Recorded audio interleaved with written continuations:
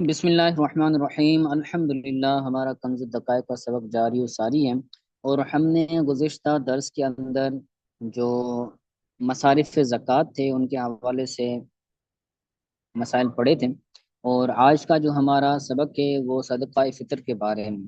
تو یاد رکھیں، ہم کتاب الزکوٰۃ پڑھ رہے ہیں، اور کتاب الزکوٰۃ کا یہ باب صدقہ فطر یہ آخری باب ہے۔ اس کے بعد یہ کتاب الزکوٰۃ پورا ہو جائے گا، پھر کتاب الصوم ہے، کتاب الصوم کے بعد کتاب الحج ہے۔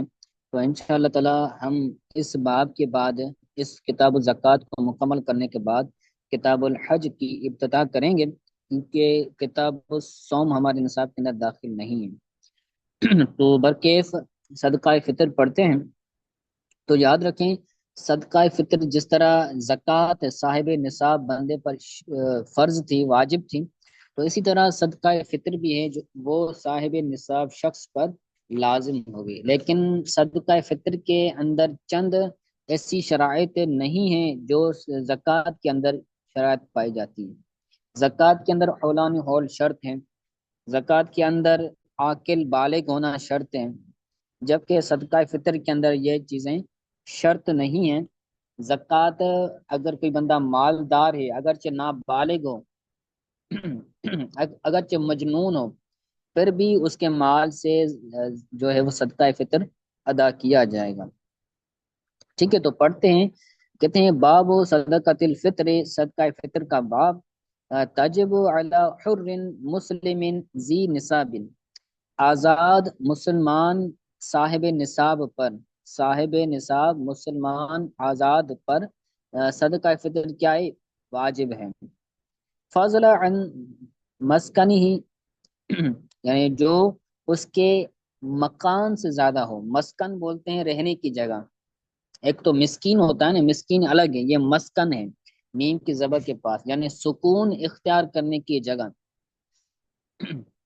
تو فضل کا مطلب ہے زائد، جو اس کے مکان سے زائد ہو، جو اس کے گھر سے زائد ہو، وہ سیاب ہی، اور اس کے کپڑوں سے زیادہ ہو، وہ اساس ہی، اور اس کے اسباب سے زیادہ ہو، وہ فرس ہی، اور اس کے سواری۔ فرس تو بولتے ہیں ویسے گھوڑے کو، لیکن یہاں پر چونکہ پچھلے زمانوں کے اندر جو لوگ تھے وہ گھوڑوں پر سفر کیا کرتے تھے، تو ان کی سواری گھوڑے ہوا کرتے تھے، تو یہاں فرس سے مراد سواری ہے۔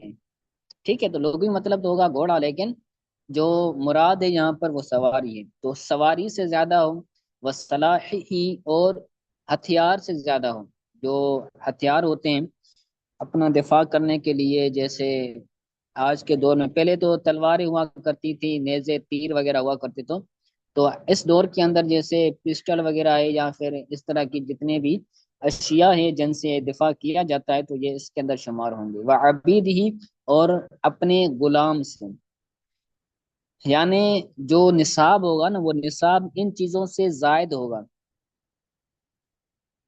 جو بندہ صاحب نصاب بنے گا تو حاجت اصلیہ جسے بولا جاتا ہے، کہ یہ تمام کی تمام اشیاء، یعنی رہائش کا گھر، کپڑے، اسباب، سواری، ہتھیار، اور غلام۔ غلام سے مراد وہ غلام جو خدمت کے لیے ہو۔ ٹھیک ہے، تو یہ تمام کے تمام حاجت اصلیہ کے اندر شمار ہوں گے۔ تو ان کے علاوہ جو نصاب ہوگا، ان کے علاوہ جو مال ہوگا، تو اس کا اعتبار کرتے ہوئے نصاب بنائیں گے، پھر اس پر صدقہ فطر کے واجب ہونے کا ہم حکم دیں گے۔ ٹھیک ہے، تو یہ تو ہو گیا ان کی شرائط اور ان کے صاحب نصاب ہونے کی وضاحت۔ آگے کہتے ہیں ان نفس ہی، وہ اپنے جان کا صدقہ فطر ادا کرے گا۔ جو بھی بندہ عاقل ہے، بالغ ہے، جو بھی شخص آزاد ہے، مسلمان ہے، صاحب نصاب ہے، تو وہ اپنی جان کا کیا کرے گا؟ صدقہ فطر ادا کرے گا۔ وہ طفل الفقیر، اور اپنے اس بچے کا بھی صدقہ فطر ادا کرے گا جو اس کا فقیر ہے۔ فقیر سے مراد یہاں پر شرعی فقیر ہے، وہ فقیر مسکین مراد نہیں ہے جو ہمارے عرف کے اندر معروف ہے۔ تو فقیر سے مراد شرعی فقیر، تو وہ اپنی جان کا بھی صدقہ فطر دے گا، اور اپنے اس بچے کا بھی صدقہ فطر دے گا جو شرعی فقیر ہیں۔ ایک بندہ ہے جس کی اولاد ہے اور وہ صاحب نصاب نہیں ہے، تو صاحب نصاب جو نہیں ہے اس کی اولاد، تو اس کی بھی یہ بندہ زکوٰۃ صدقہ فطر ادا کرے گا. ٹھیک ہے. وہ عبید للخدمت، اور وہ شخص ایسا ہے جس کے پاس غلام رکھا ہوا ہے، اس کے پاس غلام ہے خدمت کے لیے، تو اس غلام کی بھی کیا ہوگی، اس غلام کا بھی صدقہ فطر ادا کرے گا. یہاں پر خدمت کی قید کیوں لگائیں؟ خدمت کی قید لگا پر یہاں پر اس غلام کو خارج کیا کہ جو غلام تجارت کے لیے ہو. بسا اوقات زمانے میں کیا ہوا کرتا تھا، غلام خرید کر آگے بیچتے تھے. جس طرح آج کے دور میں چیزیں بکتی ہیں، تو اس دور میں انسان بھی غلام ہونے کی حیثیت سے بکتے تھے. تو خدمت کی قید لگا کر یہ بتایا کہ جو غلام اس کی خدمت کے لیے اس کے پاس ہو، تو اس کا وہ صدقہ فطر ادا کرے گا. لیکن اگر اس کے پاس جو غلام ہیں، تین چار غلام رکھے ہوئے ہیں یا ایک غلام رکھا ہوا ہے، لیکن وہ تجارت کے لیے بیچنے کے لیے رکھا ہوا ہے، تو پھر اس پر صدقہ فطر نہیں ہوگا، بلکہ مال تجارت کے اعتبار سے اس پر زکوٰۃ لازم ہوگی. ٹھیک ہے. اسی طرح مدبر ہی اپنے مدبر غلام کی جو ہے وہ صدقہ فطر ادا کرے گا. مدبر غلام اس کو کہتے ہیں کہ جو اس نے اس کو مدبر بنایا ہوا ہے، یعنی کام کاج کرنے کے لیے اس کو چھوڑ دیا ہے.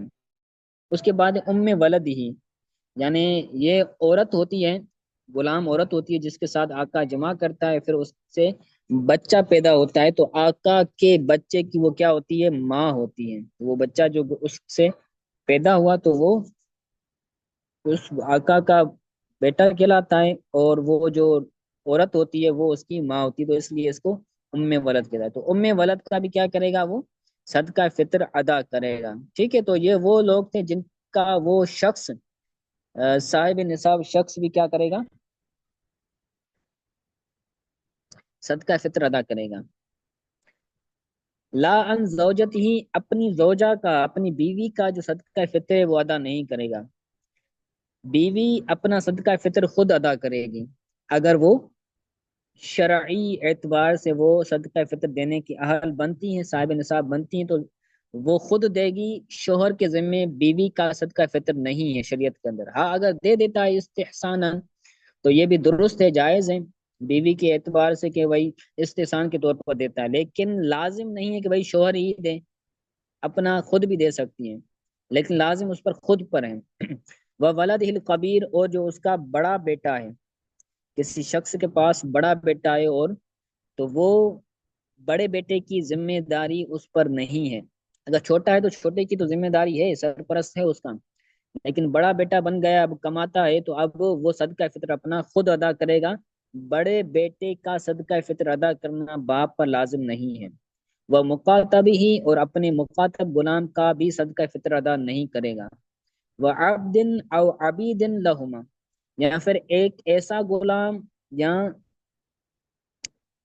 ایک یا ایک سے زائد ایسے غلام جن کے اندر یہ شریک ہو. وسا اوقات اس طرح ہوتا ہے کہ ایک غلام ہوتا ہے، اس کے اندر دو تین لوگ شریک ہوتے ہیں. مثلا آج کے دور میں بھی اگر کوئی بندہ کوئی چیز لیتا ہے تو کیا کرتا ہے، بعض پیسے ایک شخص کے ہوتے ہیں اور کچھ پیسے دوسرے کے ہوتے ہیں، یعنی دونوں شخص پیسے جمع کر کے کوئی چیز لیتے ہیں. تو اس زمانے میں غلام کو بھی پیسہ جمع کر کے لیا جاتا تھا، بعض آدھا ایک شخص دیتا تھا، آدھا دوسرا شخص دیتا تھا، تو ایسا کر کے وہ غلام کو لیتے تھے. تو اگر کوئی ایسا غلام ہے جس کے اندر یہ شریک ہے، چاہے وہ ایک غلام ہو، ایک سے زائد غلام ہو، تو اس کے اندر بھی اس کا صدقہ فطر ادا کرنا اس شخص کے ذمہ نہیں ہوگا. ٹھیک ہے. وَيَتَوَقَّفُ لَوْ مَبِيئًا بِخِيَارٍ، یعنی اس کا مطلب یہ ہے کہ وہ موقوف رہے گا، صدقہ فطر موقوف رہے گا اگر غلام ایسی مبی ہو جو خیار کے ساتھ ہو. اگر غلام خیار کے ساتھ مبی ہو تو اب صدقہ فطر کیا ہوگا، موقوف ہوگا. اس کا مطلب کیا ہے، اس کا مطلب یہ ہے کہ خیار خیار پڑا ہوا ہے، خیار بیگ کے اندر خیار ہوتا ہے کہ بھائی میں نے ایک چیز لی، تو اب میں اس کو کہوں گا دکاندار کو کہ میں یہ تم سے چیز لے رہا ہوں، لیکن مجھے 3 دن دے دو، 2 دن دے دو، میں اس کو دیکھوں، چیک کروں، اگر مجھے پسند آتی ہے، مجھے اچھی لگتی ہے اور اس کے اندر کوئی نقص عیب نہیں ہے تو میں پھر یہ لے لیتا ہوں۔ تو یہ اب خیار ہوتا ہے، ٹھیک ہے۔ تو اسی طرح کہہ رہے ہیں کہ اگر کسی نے کسی شخص سے غلام لیا ہے تو اس کے اندر خیار ہے کہ 3 دنوں کے بعد جو ہے وہ میں آپ کو بتاؤں گا کہ یہ غلام میں دے رہا ہوں، لے رہا ہوں یا نہیں لے رہا ہوں، ٹھیک ہے۔ تو اب وہ کیا ہے، وہ مبی ہونے کے اعتبار سے، غلام جو ہے وہ مبی ہونے کے اعتبار سے خیار کے ساتھ معلق ہوا ہے۔ تو ایسے غلام کا بھی جو مبی ہوا ہے تو اس کا بھی جو صدقہ فطر ہوگا وہ موقوف رہے گا، یعنی اگر وہ مشتری لے لیتا ہے، خریدار اس سے لے لیتا ہے تو اب مشتری پر اس کا صدقہ فطر لازم ہوگا۔ اگر وہ لوٹا دیتا ہے مبی کو، بائے کو، بیچنے والے کو لوٹا دیتا ہے تو پھر کیا ہوگا، اس کا صدقہ فطر اس بائے پر، اس دکاندار پر لازم ہوگا، ٹھیک ہے۔ آگے بتا رہے ہیں کہ صدقہ فطر میں کیا دے گا۔ ہم نے تو پیچھے پڑھا نا کہ یہ چیزیں، شرط یہ ہے، ان پر لازم ہوگا، ان پر ان کی طرف سے دے گا، ان کی طرف سے نہیں دے گا، لیکن دے گا کیا، صدقہ فطر میں دے گا کیا، کہتے ہیں نصف صاع من بر او دقیقہ او سویقہ او زبیب او صاع تمر او شعیر۔ یہ نصاب بتا رہے ہیں صدقہ فطر کا کہ بندہ صدقہ فطر کتنا دے گا، مقدار اس کی کیا ہوگی، کہتے ہیں نصف صاع من بر، آدھا سا، نصف سا گندم کا، گندم کا وہ آدھا سا دے گا، یا پھر گندم کے آٹے کا، دقیق بولتے ہیں آٹا، گندم کا آدھا سا دے گا، یا پھر گندم کے آٹے کا آدھا سا دے گا، یا پھر ان کی قیمت بھی دے سکتا ہے، آٹے کی قیمت دے دے یا پھر گندم کی قیمت دے دے تو یہ بھی جائز ہے۔ اور سویق ہی، یا پھر اس جو ہے گندم جو ہے اس گندم کے ستو کا نصف سا دے گا، گندم، گندم کا آٹا، گندم کا ستو، تو ان تینوں کا کیا دے گا، نصف سا، آدھا سا دے گا۔ سا کسے کہتے ہیں، نصف سا کسے کہتے ہیں، وہ بھی میں آپ کو بتا دیتا ہوں، ٹھیک ہے۔ تو کہتے ہیں او زبیبن، یا پھر زبیب بولتے ہیں کشمش کو، ٹھیک ہے۔ تو کشمش کا بھی وہ آدھا سا دے سکتا ہے، آدھا سا کشمش کا دے گا، زبیب کا مطلب کشمش ہے، یا پھر کشمش کا آدھا سا دے دے، یا پھر آدھی سا کی قیمت دے دے، کس کو دے گا، شرعی فقیر کو دے گا، یا پھر او سا او تمر او شعیر، یا پھر ایک سا کھجور کا دے گا، یا پھر ایک سا شعیر، شعیر بولتے ہیں جو کو، یا پھر جو کا ایک سا دے گا، یا پھر کھجور کا، کھجوروں کا ایک ساتھ دے گا، یا پھر ان کی قیمت دے گا، ٹھیک ہے۔ تو 4 چیزیں ایسی ہیں جن کے اندر نصف سا کا ذکر ہے، اور 2 چیزیں ایسی ہیں جس کے اندر سا کا ذکر ہے، ٹھیک ہے۔ تو سا کسے کہتے ہیں، کہتے ہیں سا جو ہے وہ 3 کلو سے کم ہوتا ہے، یعنی 4 کلو کے قریب ہوتا ہے، 4 کلو سے تقریباً 160 گرام کم ہوتا ہے، اور نصف سا 2 کلو سے 80 گرام کم ہوتا ہے۔